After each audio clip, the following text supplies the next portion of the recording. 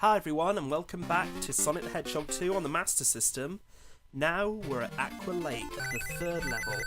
I'm loving the aesthetic here because you've got the sort of the turquoise in the background, the fact you can jump over the water just like I did then, the springs. It's probably one of my favourite levels in the game just because of the way it's designed. And over here, and there's also two ways to get through it. I'm showing you the slightly easier route, but it is possible to go through an underground tunnel underwater, but that part is incredibly difficult to actually get through in one piece. So I'm just going to show you a slightly different route, the overhead route, which is a lot easier.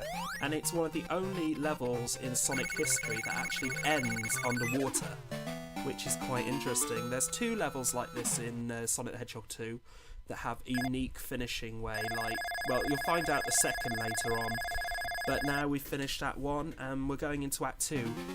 I did this level quite a few times when I was recording, but I decided to show the last one because some of the ones that I recorded were completely embarrassing, just like I did when I did Aladdin. Like, there were so many common mistakes I made. I'm not trying to say that I'm perfect or anything, but there were some things there that I don't think even a noob would be, well, not a noob, like a new player, they would just look at me and laugh, basically. So I just decided to show my best run through of this level in this case, but I definitely, unfortunately I lost a continue or two, so my score has been reset, but hopefully that won't impact too much. And I actually forgot where the Chaos Emerald was in this level, so I had to do a bit of research there as well. I thought I knew where it was on the left side of the level, so I kept trying to go back up, but it turned out it was on the right hand side of the level, but you had to lean to the left in order to get to the secret tunnel, so unfortunately I kind of goofed on that front. But anyway, I love this level, this second part, oh that was close, because you actually ride in the bubbles for a change rather than just gulping them up. I've seen so many Sonic parodies where Sonic gulps up the air and it's like there's something not quite right about the air bubbles. You'll know the one I mean if you've ever seen it. I think there was one with by Sonic Paradox or something, I believe. But regardless, let's go this way and up the spring. Why did I do that? I don't know. But anyway, there's one thing that I watched this weekend that I really enjoyed. I know it's not related to Sonic. I watched the first episode of the Sailor Moon reboot. I do have to say, it is very good.